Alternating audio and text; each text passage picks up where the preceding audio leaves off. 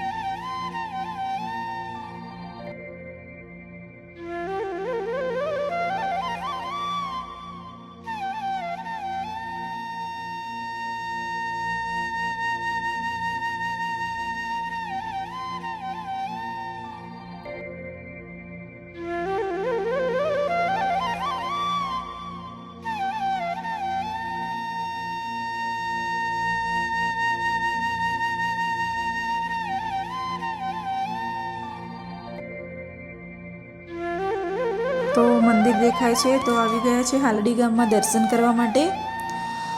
તો જો મંદિરમાં અમે પહોંચી ગયા છે. જો તમને બહારથી નજારો દેખાડું. શંકર ભગવાનનું બહુ મસ્ત મંદિર છે. શ્રાવણ મહિનાના સોમવારે મેળો બહુ મોટો ભરાય છે ત્યાં 4 સોમવારમાં. તો દર્શન કરવા તમે પણ આવજો. જય શંકર ભગવાન. હવે ત્યાં તો લાઈન હતી તો અમે લાઈનમાં ઊભા રહ્યા હતા.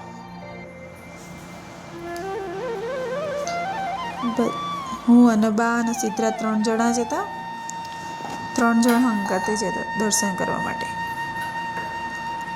તો મંદિરમાં અમે આવી ગયા છે. જો નજારો તો જોઈ શકો છો, કેટલી બધી ભીડ છે. લાઈન પણ હતી તો અમે મંદિરમાં જો લાઈન કેટલી ભીડ છે જુઓ.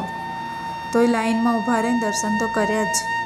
ઠેઠ આગળ ગયા હતા દર્શન કરવા. પણ હું તમને બધાને પહેલાં નજારો બતાવી દઉં, જોઈ લો.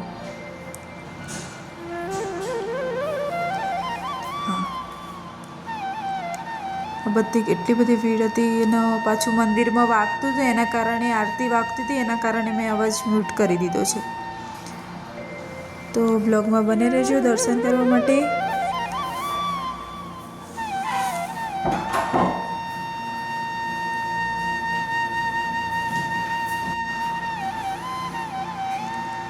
બધા દર્શન કરે છે જુઓ. ઠેઠ અંદર લાઈનમાં ઊભા રહ્યા હતા. બા આગળ, હું પાછળ, સિદ્ધરાજ વચ્ચે હતો. મેં કીધું દર્શન કર્યા વગર તો નથી જવું. ભલે ગમે તેટલી ભીડ રહી, દર્શન કરવા આવ્યા છે તો બધા જય બોલાવતા હતા. જય પણ બોલાવી. બહુ મસ્ત મંદિર છે. અંદર નજારો પણ સરસ છે જોવાનો. નંદી મહારાજ, પછી નંદીના દર્શન કર્યા અમે.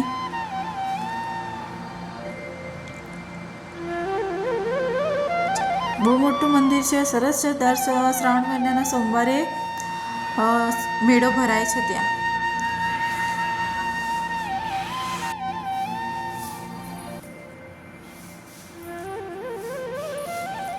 તો અમે અંદર પહોંચવાયા, જય બોલાવી, અને અંદર મંદિરના આ જોડે પહોંચવાયા છે.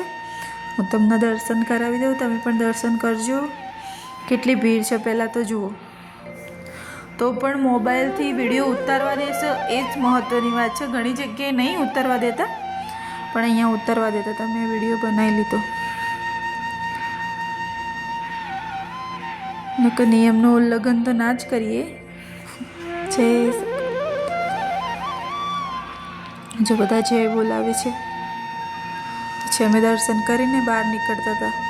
કાળ ભૈરવ, સિંહ છે, રાધા કૃષ્ણ, સરસ મૂર્તિ છે બે.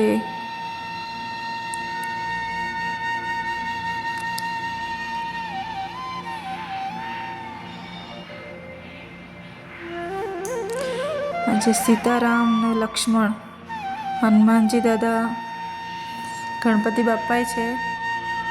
હું એમના પણ તમને આ રહ્યા ગણપતિ બાપ્પા. પછી આરતી ચાલુ થઈ ગઈ હતી. પછી મેં કીધું અવાજ બંધ કરી નાખો, કારણ કે આરતીનો અવાજ આવે પછી અંદર.